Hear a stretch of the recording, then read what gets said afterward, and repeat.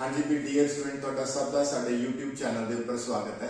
अज student तुहाडे नाल आपां डिस्कस करांगे लॉ ऑफ वेरीएबल प्रपोर्शन जिन्हों असीं पंजाबी च बोलदे हां घटदे वधदे अनुपात दा नियम। तां इहदे बारे स्टूडेंट आपां डिस्कशन करांगे। तो स्टार्ट करते हैं स्टूडेंट्स।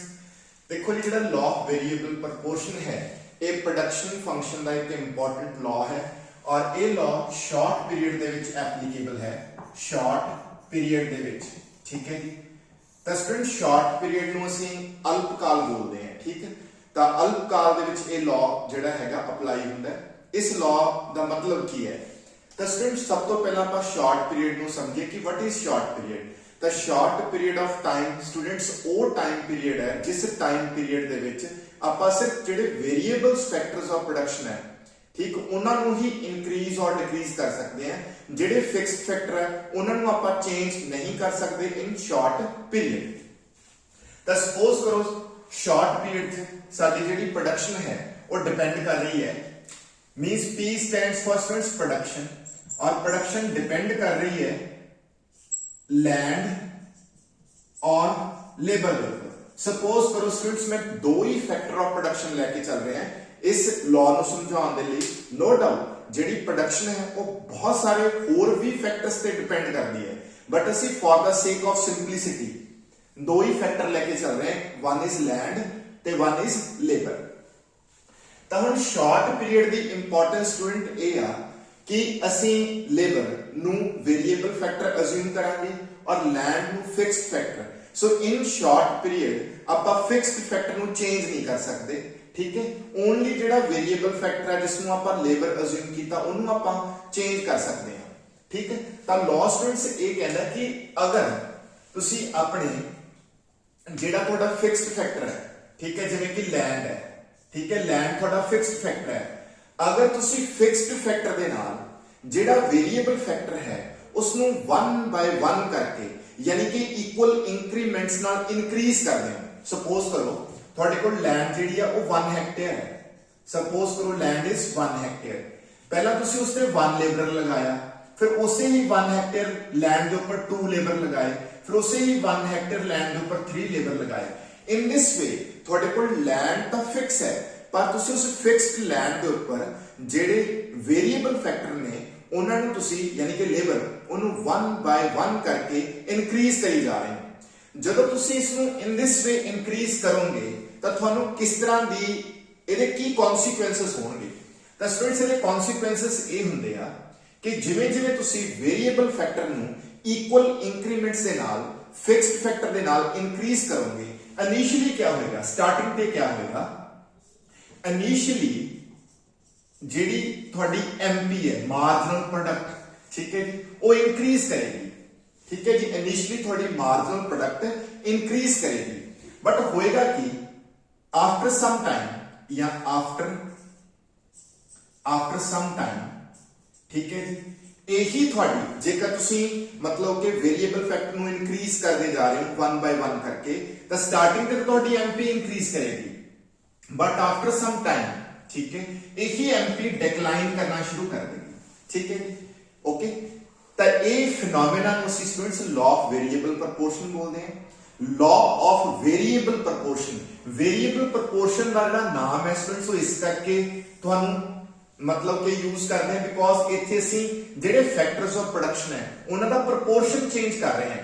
देखो क्योंकि अगर एक फिक्स्ड फैक्टर है और वेरिएबल फैक्टर ਨੂੰ ਤੁਸੀਂ इंक्रीज करी जाओगे तो ऑब्वियस है proportion between fixed factor and variable factor की होएगा चेंज होएगा ठीक है। उसਨੂੰ ਅਸੀਂ ਕਹਿੰਦੇ हैं लॉ ऑफ वेरिएबल। वेरिएबल का मतलब कि तुसी proportion between the factor of production जेडे लैंड एंड लेबर नु चेंज कर रहे हैं ठीक है। जिवें इथे 1:2 दी रेशियो आ गई इथे 1:3 एंड सो ऑन ठीक है जी। आ स्टूडेंट्स इदा मतलब कि आपां कह सकते हैं कि इहदी डिस्कशन है जेड़ा इहदा क्रक्स है इस लॉ दा ठीक है। तां हुण स्टूडेंट्स आपां इस नु इहदा मीनिंग डिस्कस कर लईए। मीनिंग भी मैं तुहानू क्लैरिफाई करना है। कहना law states that if the input of one factor is increased कि अगर आपां one input या one factor ਨੂੰ ਕੀ ਕਰੀਏ increase करिए one factor is increased by equal increments by keeping other factors as constant एक ही फैक्टर ਅਸੀਂ ਕੀ ਕਰ ਰਹੇ ਹਾਂ ठीक है, चेंज कर रहे हैं, बाकी ਜਿਹੜੇ फैक्टर्स ने वो कांस्टेंट ने, उन्हां 'ਚ कोई चेंज नहीं हो रही। Then as consequence output per unit of variable input will increase, यानी कि इन सिंपल लैंग्वेज ਤੁਸੀਂ ਇਸ ਸਾਰੀ ਚੀਜ਼ ਨੂੰ ਇਹ ਕਹਿ ਸਕਦੇ ਹੋ ਕਿ ਤੁਹਾਡੀ ਜਿਹੜੀ ਪਰ यूनिट आउटपुट है ਉਹਨੂੰ ਚਾਹੇ ਤੁਸੀਂ ਸਟੂਡੈਂਟਸ AP बोल लो, एवरेज प्रोडक्ट कह लो, एवरेज प्रोडक्ट ते MP ਦਾ रिलेशनशिप है स्टूडेंट्स ਉਹ ਆਲਮੋਸਟ ਸੇਮ ਹੁੰਦਾ, ठीक है, ਤਾਂ ਉਹ ਚ ਤੁਸੀਂ MP बोल लो चाहे ਤੁਸੀਂ AP बोल लो, ਤਾਂ ਉਹ ਕਹਿ ਰਿਹਾ then as consequence output per unit of variable input will increase initially, कि initially ਤੁਹਾਡੀ ਜਿਹੜੀ ਆਊਟਪੁੱਟ ਆ ਉਹ ਇਨਕਰੀਜ਼ ਹੋਏਗੀ, ਠੀਕ ਹੈ ਜੀ, but beyond some point ਕਹਿੰਦਾ but ਇੱਕ ਪੁਆਇੰਟ ਤੋਂ ਬਾਅਦ, ਠੀਕ ਹੈ ਜੀ, यही इंक्रीज कहना घटना शुरू हो जाएगी, यही इंक्रीज यानी कि स्टार्टिंग पे MP इंक्रीज की बट एक पॉइंट ऑफ टाइम तो बाद, ठीक है, इन्हें घटना स्टार्ट कर देना है, ठीक है, ये इस लॉ दी स्टेटमेंट है, ठीक है जी। इस लॉ ਨੂੰ स्टूडेंट्स ਆਪਾਂ ਜਦੋਂ कर रहे हैं ਤਾਂ ਇਹ ਵਾਲੀਆਂ assumptions assume कर रहे हैं। पहली assumption ਅਸੀਂ ਲੈ ਕੇ ਚੱਲ ਰਹੇ ਹਾਂ ਕਿ ਸਾਡੇ ਕੋਲ ਜਿਹੜੇ ਫੈਕਟਰਸ ਆਫ ਪ੍ਰੋਡਕਸ਼ਨ ਨੇ ਉਹਨਾਂ ਚੋਂ ਐਟਲੀਸਟ ਵਨ ਫੈਕਟਰ ਸਾਡਾ ਵੇਰੀਏਬਲ ਆ, ਵੀ ਘੱਟੋ ਘੱਟ ਇੱਕ ਫੈਕਟਰ ਵੇਰੀਏਬਲ ਹੋਣਾ ਚਾਹੀਦਾ ਜਿਹਨੂੰ ਤੁਸੀਂ ਇਕੁਅਲ ਇੰਕਰੀਮੈਂਟਸ ਨਾਲ ਇਨਕਰੀਜ਼ ਕਰ ਸਕੋ, ਬਾਕੀ ਸਾਰੇ ਫੈਕਟਰਸ ਕੀ ਨੇ, ਕਾਂਸਟੈਂਟ ਨੇ। ਤੇ ਜਿੰਨੇ ਵੀ ਤੁਹਾਡੇ ਵੇਰੀਏਬਲ ਫੈਕਟਰ ਦੇ ਯੂਨਿਟਸ ਨੇ, ਜਿਵੇਂ ਕਿ ਮੰਨ ਲਓ ਸਪੋਜ਼ ਮੈਂ ਲੇਬਰ ਆ ਉਹਨੂੰ 1 by 1 ਕਰਕੇ ਇਨਕਰੀਜ਼ ਕਰੂੰਗਾ, ਤਾਂ ਜਿੰਨੇ ਵੀ ਮੇਰੇ ਲੇਬਰ ਦੇ ਯੂਨਿਟਸ ਨੇ ਉਹ ਸਾਰੇ ਲੇਬਰ ਦੇ ਯੂਨਿਟਸ ਇਕੁਅਲੀ ਐਫੀਸ਼ੀਐਂਟ ਨੇ। ਇਹ ਨਹੀਂ ਹੈਗਾ ਕਿ ਕੋਈ ਲੇਬਰ ਜ਼ਿਆਦਾ ਪ੍ਰੋਡਕਟਿਵ ਆ ਤੇ ਕੋਈ ਘੱਟ, ਮਤਲਬ ਕਿ ਇੱਥੇ ਜਿਹੜਾ ਆ ਵਰਡ ਲਿਖਿਆ ਨਾ all units of variable factor are homogeneous, ਇਹਦਾ ਮਤਲਬ ਇਹ ਹੈ ਕਿ ਸਾਰਿਆਂ ਦੀ ਜਿਹੜੀ ਐਫੀਸ਼ੀਐਂਸੀ ਹੈ, ਸਭ ਦੀ ਜੋ ਪ੍ਰੋਡਕਟਿਵਿਟੀ ਹੈ that is same, ਓਕੇ, ਉਹਨਾਂ ਦੇ ਸਕਿੱਲ ਦੇ ਵਿੱਚ, ਉਹਨਾਂ ਦੀ ਮਤਲਬ ਐਫੀਸ਼ੀਐਂਸੀ 'ਚ ਕੋਈ ਡਿਫਰੈਂਸ ਨਹੀਂ, all are same ਨੇ, all are equally efficient ਨੇ। और ਅਸੀਂ सपोज कर रहे हैं कि there is no change in technology, कि ਜਿਹੜੀ ਟੈਕਨੋਲੋਜੀ ਹੈ ਉਹ ਕਾਂਸਟੈਂਟ ਹੈ, ਓਕੇ। ਉਸ ਤੋਂ ਬਾਅਦ स्टूडेंट्स ਜਿਹੜੀ फोर्थ assumption है that is very important, fourth assumption क्या कह रही है कि ਜਿਹੜੇ फैक्टर्स ऑफ प्रोडक्शन ने ਉਹਨਾਂ ਜਿਹੜਾ ਪ੍ਰੋਪੋਰਸ਼ਨ ਹੈ ਉਹਨੂੰ ਚੇਂਜ ਕੀਤਾ ਜਾ ਸਕਦਾ ਹੈ, ਠੀਕ ਹੈ ਜੀ, ਕਲੀਅਰ। ਬਸ ਇਹ ਇਹਦੀ assumption ਹੈ स्टूडेंट्स। ਇਸ ਤੋਂ ਬਾਅਦ ਮੈਂ ਤੁਹਾਨੂੰ ਇਹਦੀ ਡਾਇਗਰਾਮ ਤੇ ਸ਼ਡਿਊਲ ਦੇ ਨਾਲ ਐਕਸਪਲੇਨੇਸ਼ਨ ਦਊਂਗਾ, ਠੀਕ ਹੈ ਜੀ।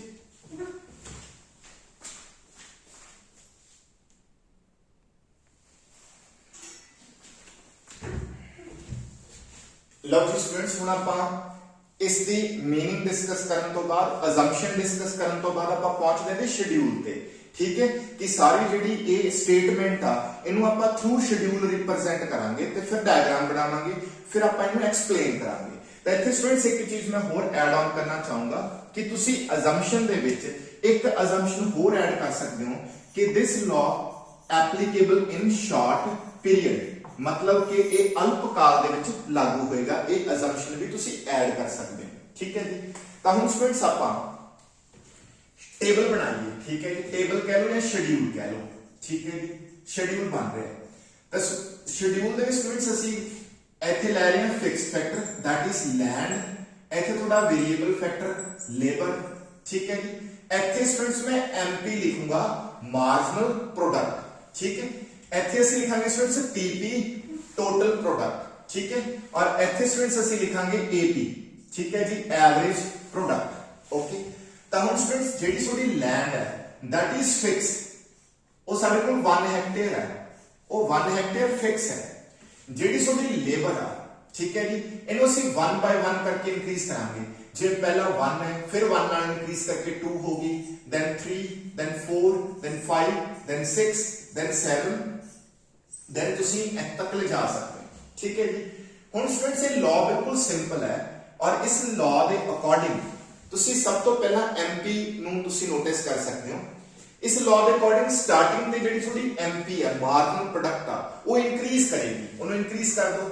ਜਿਵੇਂ ਪਹਿਲਾਂ 2 ਹੈ, ਠੀਕ ਹੈ, ਤਾਂ ਜਿਹੜੀ MP ਹੈ स्टूडेंट्स ਇਹਨੂੰ ਇਹ ਯੂਨਿਟਸ ਦੇ ਵਿੱਚ ਹੈ, ਯੂਨਿਟਸ ਦੇ ਵਿੱਚ ਮਤਲਬ ਇਹਨੂੰ ਕੁਇੰਟਲਸ ਕਹਿ ਲਓ, मीटर कह लो, जो भी थोड़ी एग्जांपल है उसके हिसाब नाल, जिवें कि मैं लैंड दे ऊपर लेबर लगा रहा है तो ऑब्वियस है कोई चीज प्रोड्यूस होएगी, तो लाइक मैं एक क्विंटल्स ले रहे हैं, ठीक है, कि जब मैं 1 unit of 1 hectare of land के ऊपर 1 लेबर अप्लाई किया, ठीक है जी, clear, by keeping all other inputs as constant, तो मेरी जी आउटपुट आई ठीक है, जो 2 क्विंटल आई, ठीक है जी।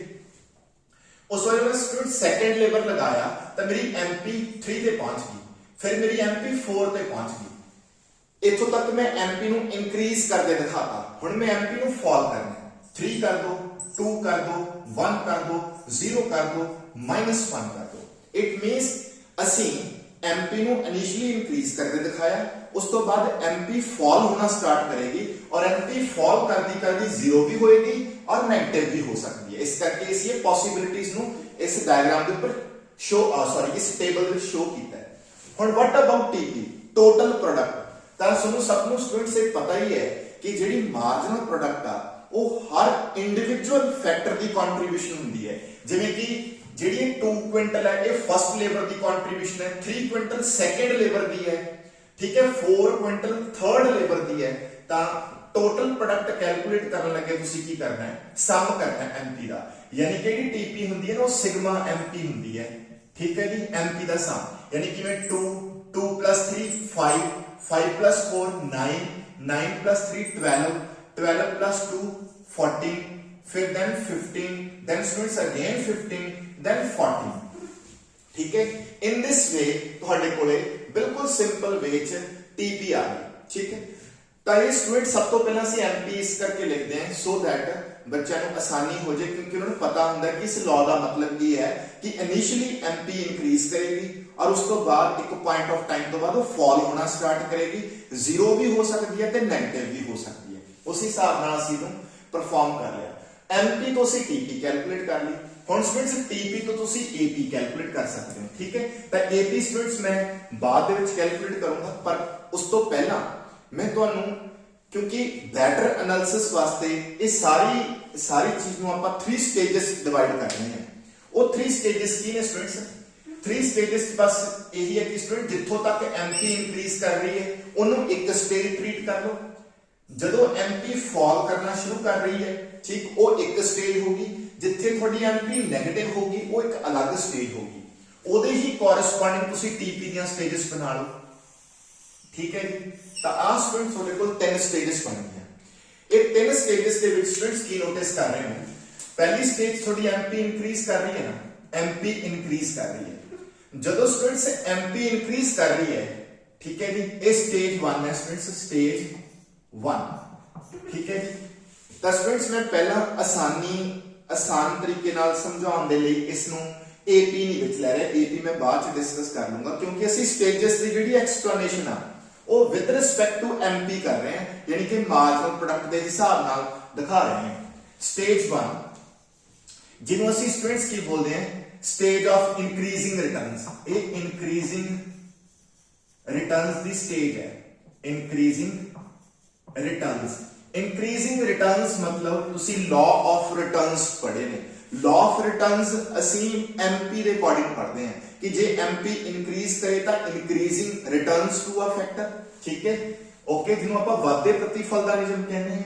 ਇੱਥੇ ਸਟੂਡੈਂਟਸ MP ਇੰਕਰੀਜ਼ ਕਰ ਰਹੀ ਹੈ ਸਟੇਜ 1 ਦੇ ਵਿੱਚ, ਤੇ ਜਿਹੜੀ TP ਹੈ ਉਹ ਇੰਕਰੀਜ਼ ਕਰ ਰਹੀ ਹੈ ਐਟ 2 ਤੋਂ ਬਾਅਦ 5 ਤੇ ਪਹੁੰਚ ਗਈ, 5 ਤੋਂ ਬਾਅਦ 9 ਤੇ ਇੰਕਰੀਜ਼ ਕਰ ਰਹੀ ਹੈ। ਬਟ ਜਿਹੜੀ ਸਪੀਡ ਹੈ ਦੇਖੋ, ਪਹਿਲਾਂ ਉਹ 3 ਨਾਲ ਇੰਕਰੀਜ਼ ਕੀਤੀ, 2 ਤੋਂ 5 ਹੋ ਗਈ, ਫਿਰ ਉਹ 4 ਨਾਲ ਇੰਕਰੀਜ਼ ਕੀਤੀ।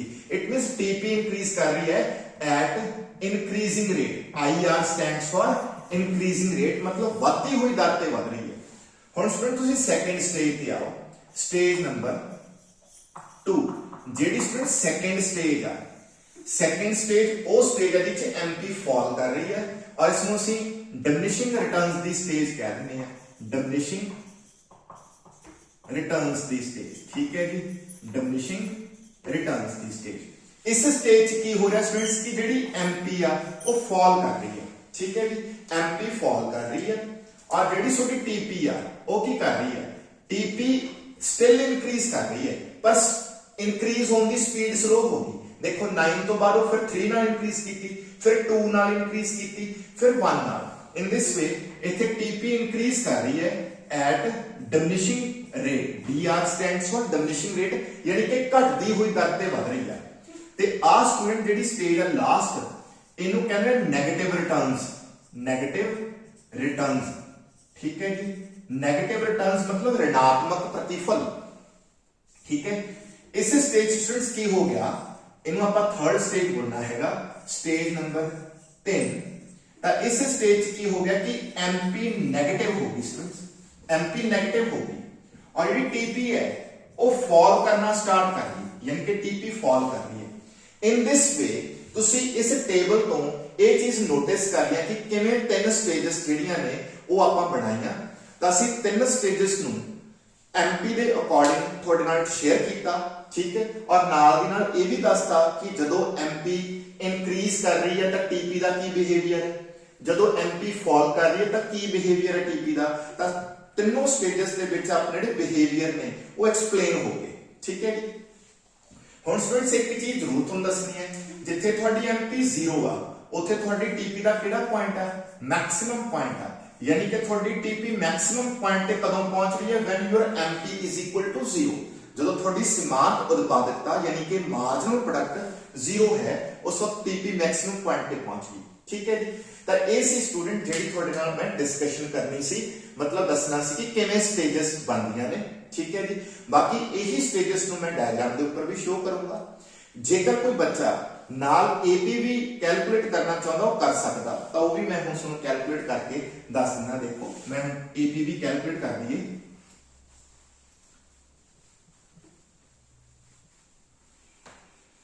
लो जी। तो स्टूडेंट्स हुण एपी जे कैलकुलेट करनी है तो किस तरह होएगी, टीपी नूं तुसीं एल ते डिवाइड करोगे, यानी कि this is your TP, L means labour, ठीक है। L means labour, number of जेडे सोडे variable factor they units of divide करो, 2 डिवाइडेड बाय 1 2 हो गया, देन 2.5 होगी, देन स्टूडेंट्स 3 होगी, देन अगेन 3 होगी, देन 2.8 है, देन 2.5 है स्टूडेंट्स, देन 2.1 दे अप्रोक्सीमेटली आ जाएगी, देन आ जाएगी स्टूडेंट्स 1. ठीक है जी 7.5 ਇੱਥੇ ਆ ਜਾਏਗੀ, ठीक है जी। ਤਾਂ ਇਹ स्टूडेंट्स ਤੁਹਾਡੀ एपी ਆ। अगर तुसी एपी नु नोटिस करना है तो एपी से तुहानू दो ही बिहेवियर मिलणगे स्टूडेंट्स, ठीक है। और क्योंकि एपी कदे नेगेटिव तो हो नहीं सकती, ठीक, एपी कदे नेगेटिव नहीं हो सकती, नेगेटिव सिर्फ एमपी हो सकती है, ठीक है जी। तो एपी दे स्टूडेंट्स नु दो ही बिहेवियर नजर आ रहे हैं। इत्थों तक थोड़ी एपी की कर रही है इंक्रीज, उस तो बाद की कर रही है फॉल, यानी कि एपी दो ही बिहेवियर कर रही है, पहला इनिशियली इंक्रीज कर रही है, देन थोड़ी वो फॉल कर रही है, ठीक है जी। सो इस करके जेकर तुसी एपी नु भी नाल कंसीडर करना कर सकते हो, कोई इस तरह की प्रॉब्लम नहीं है, ठीक है। कुछ books they which with respect to AP ਜਿਹੜੀਆਂ ਸਟੇजेस ਨੇ ਉਹ ਡਿਫਾਈਨ ਕੀਤੀਆਂ ਜਾਂਦੀਆਂ ਨੇ, ਬਟ ਮੈਂ with respect to MP stages ਨੂੰ ਲੈ ਕੇ ਐਕਸਪਲੇਨੇਸ਼ਨ ਕਰੂੰਗਾ, ਠੀਕ ਹੈ ਜੀ। ਹੁਣ ਸਟੂਡੈਂਟਸ ਆਪਾਂ ਡਾਇਗਰਾਮ ਡਰਾ ਕਰਾਂਗੇ ਜਿਹੜੀ ਕਿ ਸਭ ਤੋਂ ਇੰਪੋਰਟੈਂਟ ਹੈ। ਉਸ ਦੇ ਵਿੱਚ ਕੁਝ ਪੁਆਇੰਟਸ ਹੁੰਦੇ ਨੇ ਸਟੂਡੈਂਟ ਜਿਹੜੇ ਕਿ ਬਹੁਤ ਹੀ ਆਪਾਂ ਅੱਛੇ ਤਰੀਕੇ ਨਾਲ फोकस करने होंगे, तो उन्होंने ध्यान नाल समझियो।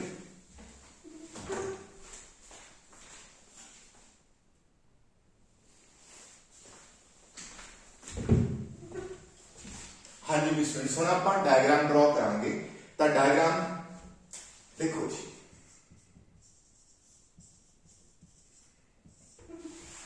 डायग्राम स्टूडेंट तुसीं की कर सकते हो, तुहाडे कोल दो ऑप्शंस ने। एक तो जो असीं पिछे शेड्यूल बनाया तुसीं उहनूं प्लॉट कर दो, एक होंदा स्टूडेंट्स फ्री हैंड। तो मैं तुहानूं फ्री हैंड प्लॉट करनी सिखाऊंगा क्योंकि इस दे नाल टाइम की सेविंग हुंदी है ते एक्यूरेसी ज्यादा रहिंदी है, ठीक है जी। ओके लो जी,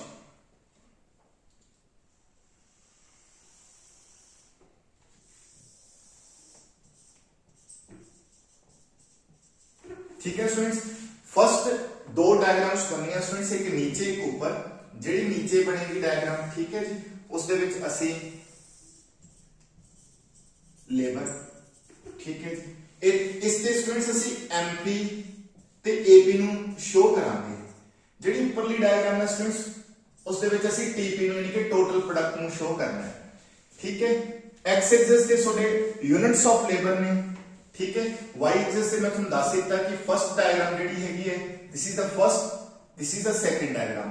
जिहड़ी सेकंड वन है इह च असी शो कर रहे हैं एमपी ते एपी। तो सब तो पहला काम स्टूडेंट्स की करना है, तुसी क्या करो, निचली डायग्राम च एमपी प्लॉट करो इन दिस वे, ठीक है। एमपी प्लॉट करो, एमपी, ठीक है जी, क्लियर इन दिस वे, ठीक है जी। देखो स्टूडेंट्स पहला एमपी इंक्रीज की, इथों तक इंक्रीज की, देन वो फॉल की, इथे 0 होगी, देन वो नेगेटिव होगी। ठीक है जी, क्लियर। तो ये आपका बनाता। हुण तुसी क्या करना स्टूडेंट्स कि लाइक एमपी दे जिहड़े 3 बिहेवियर ने उन्हां नूं तुसी सैपरेट कर लो। जिवें कि देखो आ देखो पहला बिहेवियर आ गया स्टूडेंट्स, मैंने ऊपर तक लेके जाऊंगा इस लाइन को, ठीक है जी, ऊपर तक ले जाओ इस लाइन को, ठीक है। फिर जिथे एमपी 0 हो रही है ना, इस लाइन को भी ऊपर ले जाओ इन दिस वे, ठीक है जी, क्लियर ना। सो दैट तुहानू एच स्टेजेस पता लग गया कि this is the stage 1, this is stage 2 होगी स्टूडेंट्स, दिस इज स्टेज क्या होगी 3। ये 3 स्टेजा होगी, ठीक है, अकॉर्डिंग टू एमपी। ठीक है जी। हुण स्टूडेंट्स क्या करना है, ਆਪਾਂ टीपी ड्रॉ करना है। टीपी ਦੇ ਲਈ ਕੀ ਹੁੰਦਾ स्टूडेंट्स, कुछ चीज़ों का पता होना चाहिए। जिथे एमपी 0 है उत्थे थोड़ी टीपी जिहड़ी हैगी टोटल प्रोडक्ट वो हाईएस्ट पॉइंट ते हुंदी है। So when MP is 0 TP दा हाईएस्ट पॉइंट होना है। लेट ਆਪਾਂ ਇੱਥੇ ਦਿਖਾਵਾਂਗੇ ਹਾਈਐਸਟ ਪੁਆਇੰਟ, ਜਿੱਥੇ ਮਰਜ਼ੀ ਦਿਖਾ ਦਿਓ, it is up to you ਕਿ ਭਾਈ ਤੁਹਾਡੇ ਤੇ ਡਿਪੈਂਡ ਕਰਦਾ ਕਿ ਤੁਸੀਂ ਜਿੱਥੇ ਮਰਜ਼ੀ ਦਿਖਾਉਣਾ ਚਾਹੋ ਦਿਖਾ ਸਕਦੇ ਹੋ। ਉਸ ਤੋਂ ਬਾਅਦ ਸਟੂਡੈਂਟਸ क्या है, ਜਿੱਥੇ ਤੁਹਾਡੀ ਐਮਪੀ ਦਾ ਹਾਈਐਸਟ ਪੁਆਇੰਟ ਹੈ, ਜਿੱਥੇ ਤੁਹਾਡੀ ਐਮਪੀ ਦਾ ਹਾਈਐਸਟ ਪੁਆਇੰਟ ਹੈ ਉੱਥੇ ਤੁਸੀਂ ਜਿਹੜੀ ਲਾਈਨ ਡਰਾ ਕੀਤੀ ਹੈ ए वाली लाइन दे बिल्कुल हाफ जाके इथे पॉइंट लगा लो। एक ए लाइन है, एमपी 0 ते टीपी दा हाईएस्ट पॉइंट दिखाना है। जिथे तुसी ਤੁਹਾਡੀ एमपी हाईएस्ट है ਉਹਦੇ ਕੋਰਸਪੋਂਡਿੰग ਵੀ ਆਪਾਂ टीपी ਦੀ ਇੱਕ ਪੋਜੀਸ਼ਨ ਨੋਟ ਕਰਨੀ ਹੈ, ਬਟ ਉਹ ਪੁਆਇੰਟ ਜਿਹੜਾ ਇਹ ਪੁਆਇੰਟ ਹੈ ਇਸ ਪੁਆਇੰਟ ਦੇ, ਠੀਕ ਹੈ, ਹਾਫ ਵਿੱਚ ਹੋਏ, ਅੱਧ ਵਿੱਚ ਹੋਏ। ਠੀਕ ਹੈ ਜੀ। ਹੁਣ ਕੀ ਕਰਨਾ ਸਟੂਡੈਂਟਸ, ਹੁਣ ਅਸੀਂ ਕੀ ਕਰਾਂਗੇ, ਜਿੰਨੀ ਦੇਰ ਤੱਕ एमपी इंक्रीज कर रही है टीपी किस स्पीड पे इंक्रीज कर रही सी, इंक्रीजिंग रेट पे, तो ਉਹਨੂੰ ਸ਼ੋ ਕਰਨ ਦੇ ਲਈ ਸਟੂਡੈਂਟਸ ਕਰਵ ਇਸ ਤਰ੍ਹਾਂ ਡਰਾ ਹੁੰਦੀ ਹੈ, ਇਨ ਦਿਸ ਵੇ, ਇਨ ਦਿਸ ਵੇ, ਇਸ ਤਰ੍ਹਾਂ ਡਰਾ ਹੋਊਗੀ ਇਨ ਦਿਸ ਵੇ। ਠੀਕ ਹੈ ਜੀ, ਕਲੀਅਰ। ਹੁਣ ਇਸ ਪੋਰਸ਼ਨ 'ਚ एमपी फॉल कर रही है और टीपी की करूगी, इंक्रीज करूगी एट डिमिनिशिंग रेट। ठीक है जी। वो देखो स्टूडेंट्स किवें होगा, डिमिनिशिंग रेट ਨੂੰ ਸ਼ੋ ਕਰਨ ਲਈ स्टूडेंट्स एंड ਡਰਾ ਹੁੰਦਾ ਹੈ in this way।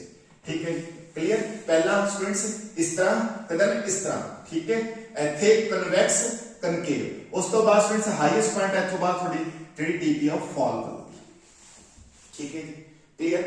तो ये है स्टूडेंट्स थोड़ी टीपी दी कंस्ट्रक्शन। हुन कुछ चीज़ां इंपॉर्टेंट जेडियां ਆਪਾਂ प्लॉट करनियां ने, पहले प्लॉट कर लईए। इथे जिथे थोड़ी एमपी मैक्सिमम पॉइंट ते सी ਉੱਥੇ ਤੁਸੀਂ ਜੋ ਪੁਆਇੰਟ टीपी ਦਾ ਮਾਰਕ ਕੀਤਾ ਸੀ ਨਾ, that is very important point। ਇਹਨੂੰ ਸਟੂਡੈਂਟਸ ਕਹਿੰਦੇ ਨੇ ਪੁਆਇੰਟ ਆਫ ਇਨਫਲੈਕਸ਼ਨ, ਪੁਆਇੰਟ ਆਫ ਇਨਫਲੈਕਸ਼ਨ। ਠੀਕ ਹੈ, what is point of inflection? ਇਸ ਪੁਆਇੰਟ ਤੇ ਸਟੂਡੈਂਟਸ टीपी ਨੇ ਆਪਣੀ ਸਪੀਡ ਚੇਂਜ ਕੀਤੀ, ਰੇਟ ਆਫ ਚੇਂਜ ਕੀਤੀ, ਯਾਨੀ ਕਿ ਇਸ ਪੁਆਇੰਟ ਤੱਕ from this to this, ਯਾਨੀ ਕਿ ਇਹਨੂੰ A ਪੁਆਇੰਟ ਮਾਰਕ ਕਰ ਲਓ, O to A TP increasing rate पे इंक्रीज कर रही सी, but after A it starts increasing at diminishing rate. A point तो बाद ए इस m पॉइंट तक, मान लो m is the maximum point, a तो लेके m तक टीपी डिमिनिशिंग रेट पे इंक्रीज कीती। m is the highest point of the TP जेड़ा कि corresponding to 0 value of mp है। जदों थोड़ी mp नेगेटिव उदों टीपी की कर रही है, फॉल कर रही है। ठीक है जी, ਇਹ ਸਾਰੀ ਸਟੂਡੈਂਟਸ ਕੰਸਟਰਕਸ਼ਨ ਹੈ।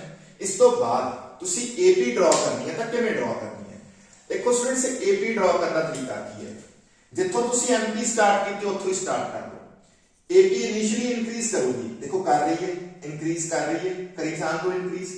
ਠੀਕ ਹੈ ਜੀ, ਇਨਕਰੀਜ਼ ਕਰਦੀ ਜਾਏਗੀ, ਜਦੋਂ ਹੀ ਬਟ रहेगी नीचे, एमपी ਦੇ नीचे रहेगी जितनी देर तक इंक्रीज करेगी। ठीक है, नीचे रहेगी, और ਜਦੋਂ ਹੀ ਉਹ एमपी ਨੂੰ ਕੱਟ कर रही है, ਜਦੋਂ ही उस बाद नाल में फॉल होना शुरू होना इन दिस वे। ठीक है, और एपी कदे भी बेस लाइन को टच नहीं करेगी, बिकॉज एपी कदे भी 0 नहीं होगी। ठीक, this is the behaviour of AP. ठीक है, तो हम तुसी स्टूडेंट्स नोटिस करो जेड़ा आ पॉइंट आ, ए पॉइंट, इस पॉइंट पे AP is equal to MP है। ठीक, जिस पॉइंट पे एपी ते एमपी इक्वल, वो एपी दा केड़ा पॉइंट हुंदा है, मैक्सिमम पॉइंट। ठीक है जी, क्लियर, ओके। बाकी स्टूडेंट सारी आप डिस्कशन कर चुके, स्टेज 1, स्टेज 2, स्टेज 3। ठीक है, ए इंक्रीजिंग रिटर्न्स दी स्टेज, ए डिमिनिशिंग रिटर्न्स दी स्टेज, और ए नेगेटिव रिटर्न्स दी स्टेज। तुसी काइंडली इनु फुल प्रॉपर लिखो। ठीक है जी, ਤਾਂ ਸਟੂਡੈਂਟਸ ਇੱਥੇ ਵੀ ਮਾਰਕ ਕਰ ਦਿਓ ਪੁਆਇੰਟਸ। ਲੈਟ ਇੱਥੇ ਪੁਆਇੰਟ ਆਪਾਂ ਲੈ ਲਈਏ S, ਠੀਕ ਹੈ ਜੀ। ਇੱਥੇ ਸਪੋਜ਼ ਆਪਾਂ B ਲੈ ਲੈਂਦੇ ਆ, ਇੱਥੇ C ਲੈ ਲੈਂਦੇ ਆ, ਇੱਥੇ ਆਪਾਂ Q ਲੈ ਲਓ, ਠੀਕ ਹੈ। ਕੋਈ ਸਾਰੇ ਪੁਆਇੰਟਸ ਮਾਰਕ ਕਰੋ, ਸਾਰੇ ਜਿੰਨੇ ਵੀ ਹੈਗੇ ਆ, ਠੀਕ ਹੈ। D ਸੋ ਦੈਟ ਕਿ ਐਕਸਪਲੇਨੇਸ਼ਨ ਕਰਨ ਲੱਗੇ ਤੁਸੀਂ with respect to points explanation ਕਰ ਪਾਓ। ਔਰ ਇੱਥੇ ਸਟੂਡੈਂਟਸ ਅਗਰ ਤੁਸੀਂ ਦੱਸਣਾ ਚਾਹੁੰਦੇ ਹੋ ਤਾਂ ਦੱਸ ਸਕਦੇ ਹੋ ਵੀ ਇਸ ਰੇਂਜ ਤੱਕ ਇੱਥੋਂ ਤੱਕ TP ਇਨਕਰੀਜ਼ ਕੀਤੀ ਐਟ ਇਨਕਰੀਜ਼ਿੰਗ ਰੇਟ, ਠੀਕ ਹੈ। ਆ ਸਟੇਜ ਜਿਹੜੀ ਸੀਗੀ, ਆ ਵਾਲੀ ਸਟੇਜ ਸੀਗੀ, ਇੱਥੇ TP ਇਨਕਰੀਜ਼ ਕਰ ਰਹੀ ਹੈ at diminishing rate. This is the maximum TP, ਠੀਕ ਹੈ। ਇੱਥੇ ਤੋਂ ਲੈ ਕੇ ਤੱਕ TP ਨੇ ਕੀ ਕੀਤਾ, ਫਾਲ, ਠੀਕ। ਔਰ ਇਹ ਵਿਦ ਰਿਸਪੈਕਟ ਟੂ MP ਆਪਾਂ ਕੰਸਟਰਕਸ਼ਨ ਕੀਤੀ ਹੈ।